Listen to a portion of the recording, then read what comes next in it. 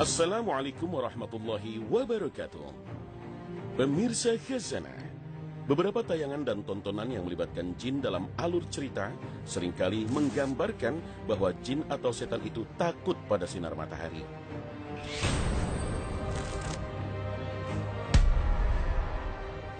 Digambarkan ada sosok jin yang menampakkan diri lalu mendatangi seseorang.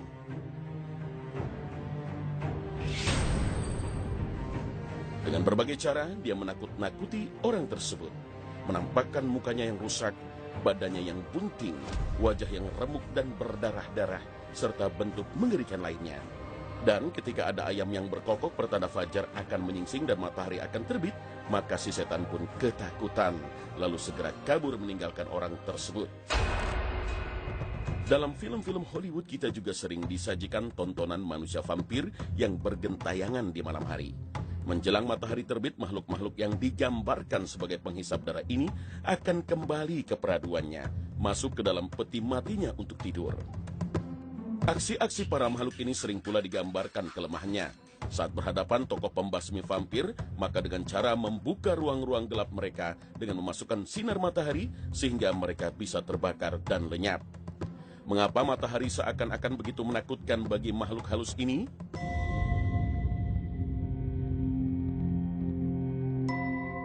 Boleh jadi ini termasuk akulturasi dari agama yang menjadikan matahari sebagai sesembahan. Dan mereka percaya bahwa matahari punya kekuatan yang ditakuti setan. Sebagaimana kepercayaan Ratu Bilqis dan kaumnya sebelum mereka masuk Islam di tangan Nabi Sulaiman. Kisahnya diabadikan Al-Quran dalam surat An-Naml. Aku mendapati dia dan kaumnya menyembah matahari selain Allah.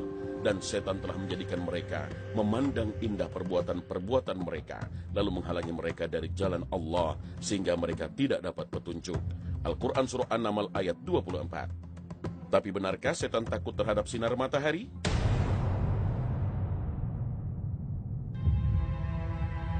Dalam hadisnya Rasulullah bersabda, sesungguhnya matahari terbit antara dua tanduk setan, dan tenggelam antara dua tanduk setan. Hadis riwayat Bukhari dan Muslim. Bagaimana kita bisa mengambil kesimpulan bahwa setan itu takut pada sinar matahari, padahal matahari terbit dan tenggelam antara dua tanduk setan? Manusia itu selalu belajar dari apa yang dilihat, dibaca, didengar, dan yang dirasakan. Maka janganlah menganggap enteng terhadap tontonan, karena sedikit banyak tindakan dan pola pikir kita akan terwarnai dengan informasi-informasi yang berseliweran di sekitar kita.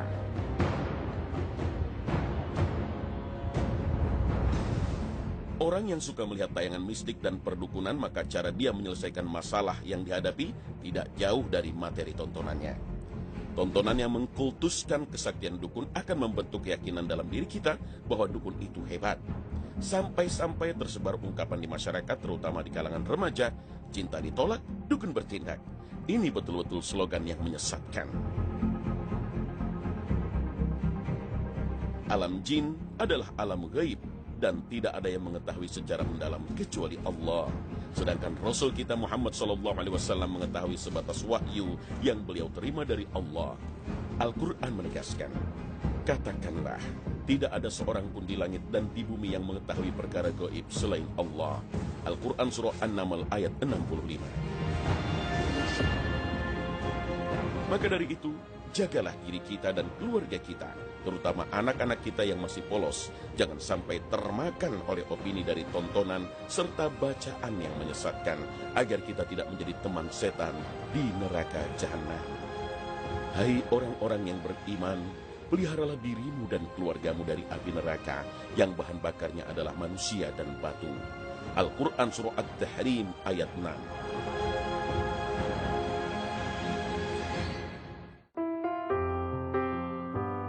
Agar iman kita kepada yang gaib tidak salah, maka gunakanlah Al-Quran dan Al-Hadis sebagai parameternya. Ingat, iman kepada yang gaib termasuk ciri pertama orang yang bertakwa. Wallahu a'lam.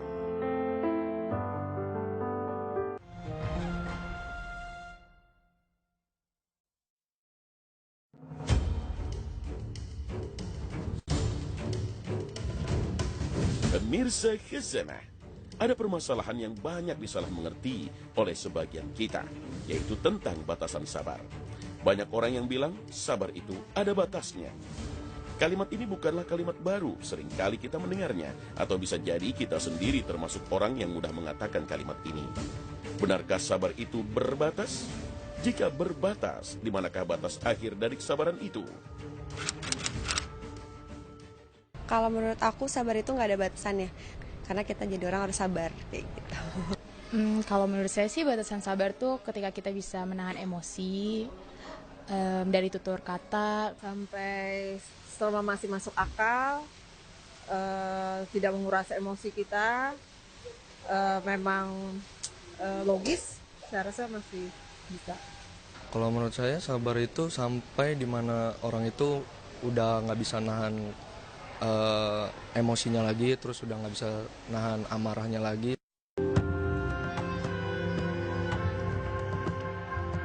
Kesabaran itu tidak memiliki batas. Oleh karena itu, ganjaran yang dijanjikan Allah Subhanahu wa Ta'ala bagi mereka yang bersabar pun tidak memiliki batas. Allah berfirman, sesungguhnya hanya orang-orang yang bersabarlah yang dicukupkan pahala mereka tanpa batas. Al-Quran Surah Az-Zumar ayat 10. Ibnu Al-Jauzi mengatakan dalam Tasil li Ulumi At-Tanzil menjelaskan, sesungguhnya hanya orang-orang yang bersabarlah yang dicukupkan pahala mereka tanpa batas. Ayat ini dapat ditafsirkan dengan dua makna. Pertama, orang yang sabar akan mendapatkan balasan pahala atas kesabarannya, dan Allah tidak menghisap amalannya. Mereka inilah yang dijanjikan masuk surga tanpa hisap. Makna kedua, balasan orang yang melakukan kesabaran itu tidak terbatas, lebih banyak dari apa yang diperhitungkan, dan lebih besar daripada apa yang ditakar di mizan pahala. Inilah pendapat mayoritas ulama.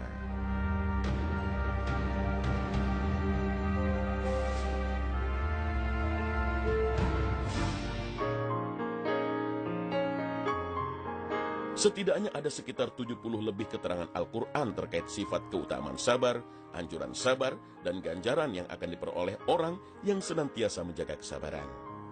Saking mulianya tabiat ini, tak heran bila kesabaran selalu diidentikan dengan keimanan.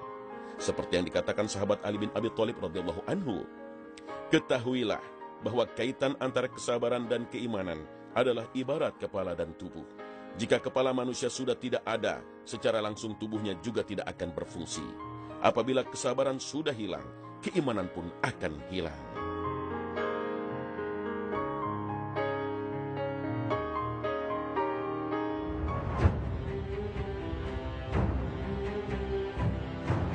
Sabar dikategorikan sebagai sifat yang membuat orang mukmin ajaib dalam pandangan Allah, sebagaimana disabdakan Nabi SAW. Sungguh ajaib setiap urusan orang beriman. Jika diberi nikmat, mereka bersyukur, dan itu baik baginya. Jika diberi ujian, mereka bersabar, dan itu baik baginya. Inilah keagungan sabar, sampai-sampai Allah katakan bahwasannya Dia bersama orang yang sabar. Dan bersabarlah, sesungguhnya Allah beserta orang-orang yang sabar. Al-Quran Surah Al-Anfal ayat 46. Dari ayat ini dapat kita katakan, ketika kita memilih untuk tidak bersabar, berarti kita telah memilih untuk melepaskan kebersamaan Allah berupa rahmat dan perlindungannya.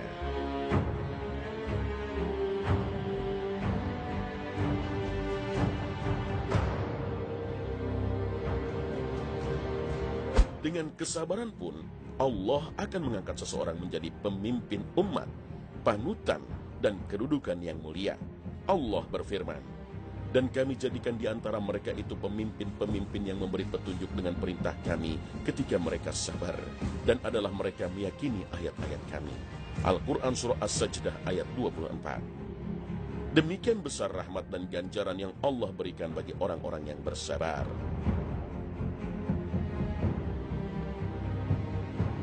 Pahala dan keutamaan yang begitu besar ini berupa ma'iyah atau kebersamaan dari Allah.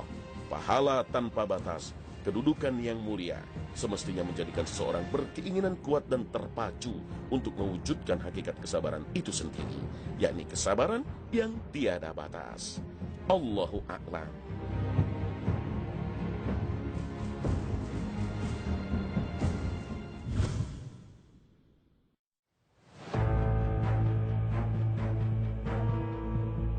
Pemirsa Khazanah, ada kabar gembira bagi orang-orang mukmin bahwa semuanya akan masuk surga, bahkan sekalipun pernah mencuri dan berzina. Bagaimana bisa demikian? Abu Dzar menuturkan bahwa Nabi SAW bersabda, "Aku didatangi Jibril alaihissalam lalu menyampaikan kabar gembira kepadaku bahwa barang siapa dari umatmu yang mati dalam keadaan tidak menyekutukan Allah dengan suatu apapun, maka akan masuk surga." Abu Dzar lalu bertanya, meskipun dia pernah berzina dan mencuri? Nabi menjawab, meskipun dia pernah berzina dan mencuri.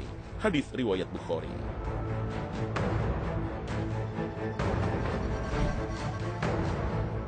Nabi SAW sebenarnya diliputi kekhawatiran saat menyampaikan kabar gembira ini.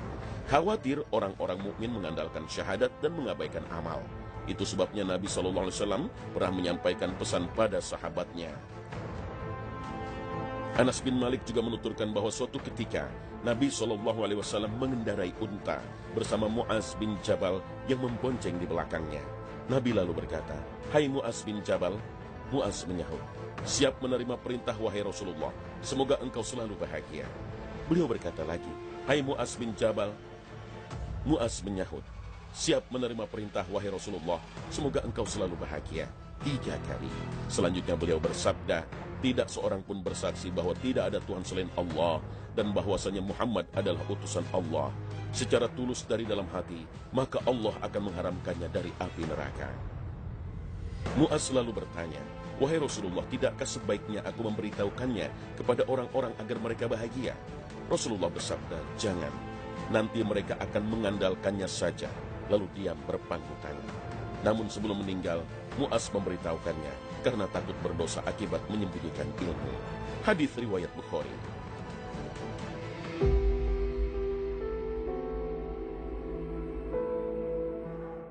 Hadis ini menunjukkan bahwa setiap orang dari umat Nabi Muhammad SAW yang meninggal dalam keadaan tidak menyekutukan Allah dengan sesuatu pun, maka akan masuk surga meskipun pernah berzina dan pernah mencuri.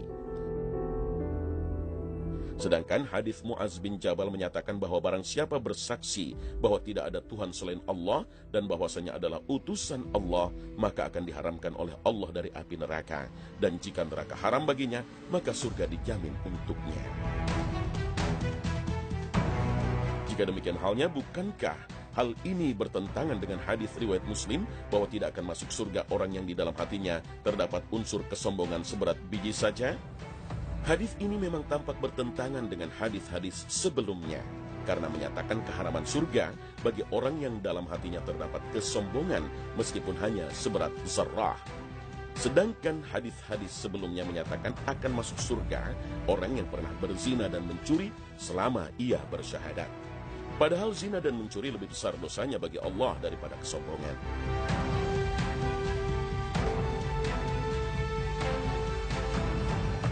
Jika orang yang pernah berzina dan mencuri akan masuk surga hanya karena bersaksi bahwa tidak ada Tuhan selain Allah dan bahwasanya Muhammad adalah utusan Allah, bukankah orang yang dalam hatinya terdapat sedikit kesombongan itu lebih patut memasuki surga? Para ulama Ahlus Sunnah sepakat menyatakan bahwa setiap orang yang mengesahkan Allah berhak masuk surga dan kekal di dalamnya. Berdasarkan hadis, barang siapa mengucapkan la ilaha illallah akan masuk surga. Dan bahwasanya barang siapa meninggal dalam wadah tauhid dan mengucapkan 2 kalimat syahadat dengan tulus dari dalam hati akan masuk surga. Jika orang yang bersyahadat dengan tulus itu hingga akhir hayatnya tidak memiliki dosa atau kejahatan, maka ia langsung masuk surga tanpa masuk neraka dahulu. Sebaliknya, jika orang itu mencampur keburukan dan kebaikan, maka nasibnya ditentukan oleh masyiah atau kehendak Allah. Bisa jadi diampuni dan bisa jadi disiksa. Yang harus dipahami dalam hadis Nabi ini adalah bukan berarti memberikan kesempatan untuk berbuat maksiat. Meskipun pada akhirnya akan masuk surga, tetapi bagaimana jika harus mampir ke neraka dulu? Bagaimana kalau harus dibakar dulu selama 1 tahun, 2 tahun, 10 tahun, atau 100 tahun? Di dunia ini, meletakkan tangan di atas kompor yang sedang menyala selama 10 menit pun kita tidak tahan. Bagaimana dengan api neraka yang derajat panasnya berlipat-lipat? Wallahu a'lam.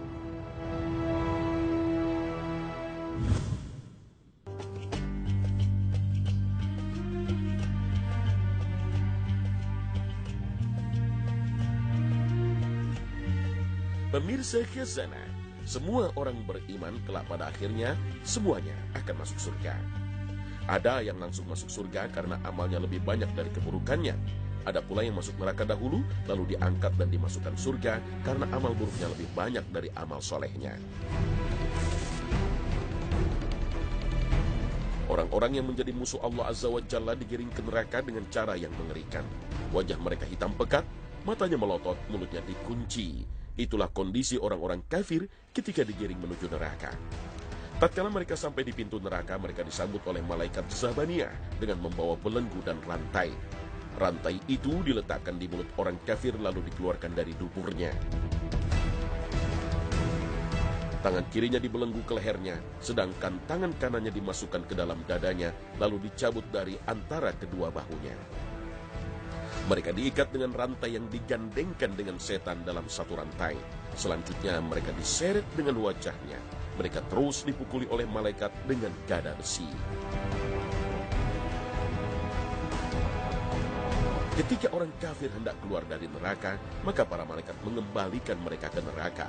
Lalu dikatakan kepada mereka, rasakanlah siksaan neraka ini yang dulu pernah kamu dustakan. Lalu seperti apakah umat Nabi Muhammad SAW yang beriman, tapi keburukannya lebih banyak dari amal solehnya yang masuk neraka? Apakah mereka juga digiring seperti orang-orang kafir? Atau samakah perlakuannya dengan umat Nabi lain yang ahli maksiat? Umat muslim, umat Nabi Muhammad SAW yang banyak maksiat dan maksiat yang melampaui kebaikannya memang dimasukkan juga ke dalam neraka, juga digiring ke neraka. Akan tetapi perlakuannya berbeda. Bahkan perlakuan umat Nabi Muhammad SAW yang akan masuk neraka cukup mengherankan malaikat penjaga neraka sendiri. Dalam sebuah riwayat, Fatimah radhiyallahu anha pernah bertanya kepada ayahandanya, "Ya Rasulullah, apakah engkau tidak bertanya tentang umatmu?" Beliau menjawab, "Para malaikat itu menggiring umatku ke neraka dengan wajahnya tetap putih, tidak hitam. Maka mereka tidak melotot, mulut mereka tidak terkunci, mereka juga tidak digandengkan dengan setan.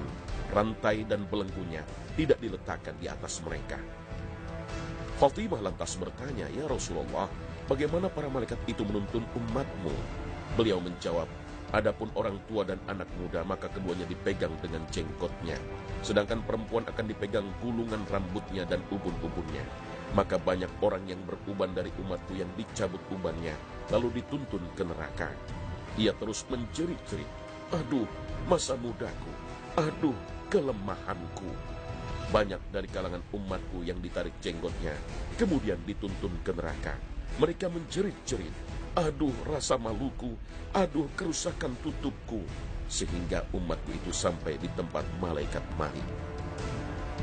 Ketika malaikat Malik melihat mereka, ia bertanya kepada malaikat yang membawa umatku, "Siapa mereka? Aku belum pernah melihat orang celaka yang sangat mengherankan ini.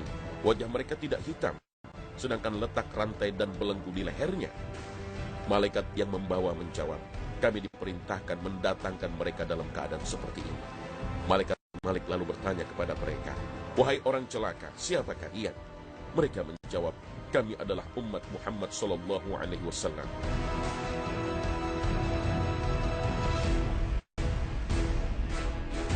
Umat Nabi Muhammad SAW yang beriman dan pelaku maksiat dan dosa besar yang belum bertaubat hingga meninggalnya, inilah yang dikatakan Imam Al-Muzani sebagai orang-orang dari ahli tauhid yang akan dikeluarkan Allah dari neraka. Al-Muzani berkata, orang yang kafir yang menentang Rabbnya di hari kiamat mereka akan terhalang dari melihat Allah dan mereka akan diseret ke neraka. Kecuali yang Allah kehendaki dari kalangan ahli tauhid, maka mereka akan keluar dari neraka.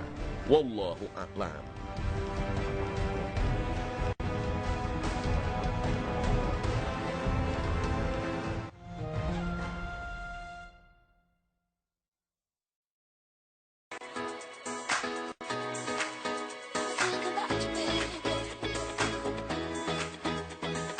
Wah, dari kejauhan saja sudah tercium nih aroma sedap dan wanginya nasi hangat, lengkap dengan berbagai lauk pauk, sayur, dan aneka macam sambal. Dan yang paling menjadi ciri khas adalah penyajiannya yang digelar di atas lembar daun pisang dengan porsi super besar. Ya, inilah sajian khas nasi liwetan. Nasi yang dimasak dengan aneka bumbu rempah seperti daun salam, bawang merah, bawang putih, daun bawang, cabai, dan daun kemangi membuat cita rasa nasinya menjadi sangat istimewa. Tak hanya aromanya saja yang menggugah selera makan, tapi rasa khas yang pulen dan gurih membuat siapa saja tak mau melewatkannya. Ditambah lagi dengan aneka lauk pauk dan sayurnya yang komplit. Seperti ayam goreng lengkuas, ayam bakar kecap, tahu tempe goreng, pepes tahu, ikan peda cabai, sayur asam, sayur lodeh, urap sayur dan aneka lalapan, hingga kerupuk dan aneka sambalnya. Pantas saja jika rumah makan berkonsep nasi liwetan di daerah Tebet, Jakarta Selatan ini mempunyai banyak pelanggan setia. Kalau menurut aku ya, makan nasi liwet itu lebih ke kebersamaannya. Apalagi kan kita makannya sama teman-teman dekat kita nih, ya kan. Nah, karena kita bareng-bareng, itu tuh yang menurut aku bisa bikin nafsu makan aku tuh jadi bertambah.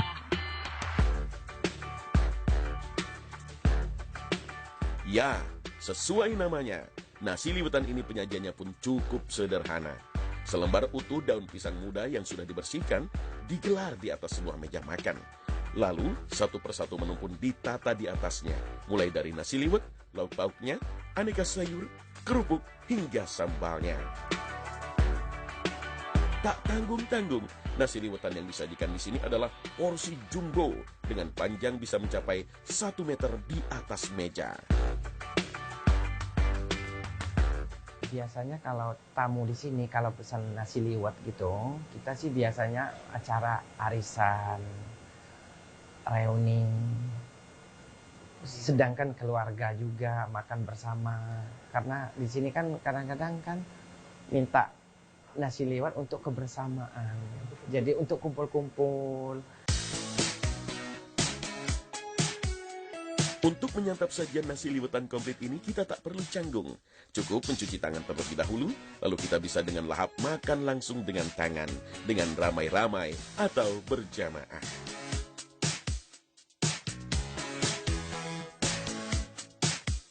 Bukan hanya nikmat dan menyenangkan, makan dengan berjamaah seperti ini sangat dianjurkan oleh Nabi SAW. Sebagaimana dituturkan Ibnu Umar, Nabi SAW bersabda, "Makanlah kalian dengan berkelompok dan jangan berpisah-pisah.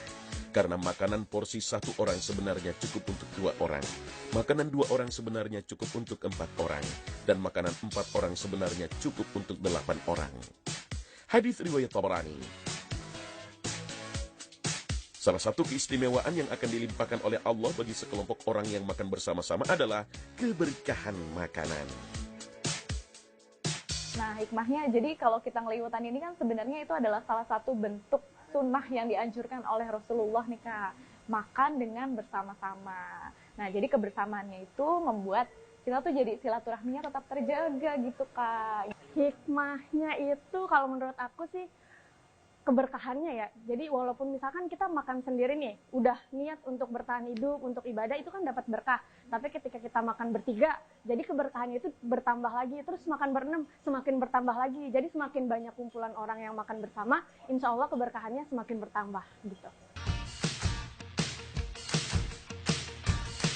Menurut Ibnu Hajar Al-Asqalani, keberkahan ini merupakan satu-satunya alasan dianjurkannya makan bersama-sama. Semakin bertambah banyak orang yang makan berjamaah, maka semakin banyak keberkahan yang dilimpahkan Allah.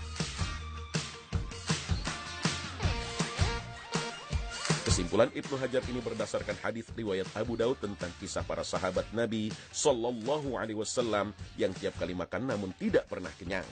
Lalu Nabi Sallallahu Alaihi Wasallam menyarankan untuk makan bersama-sama. Suatu kali, para sahabat radhiyallahu anhu mengadu kepada Nabi Sallallahu Alaihi Wasallam, "Wahai Rasulullah, sesungguhnya kami makan tetapi tidak merasa kenyang." Beliau bersabda, "Mungkin karena kalian makan secara terpisah-pisah, sendiri-sendiri." Mereka menjawab, "Iya benar." Beliau bersabda, "Hendaklah kalian makan secara bersama-sama dan sebutlah nama Allah, maka kalian akan mendapat keberkahan pada makanan kalian." Inilah berkah makan bersama. Maka, agar semakin berkah, Imam Ahmad dalam kitabnya Zadul Ma'ad memberikan tips agar makanan berkah dan sempurna, yaitu dengan menyebut nama Allah. membaca basmalah di awal makan, memuji Allah dengan membaca hamdalah setelah makan, banyak tangan orang makan berjamaah, dan makanan yang dimakan halal. Wallahu a'lam.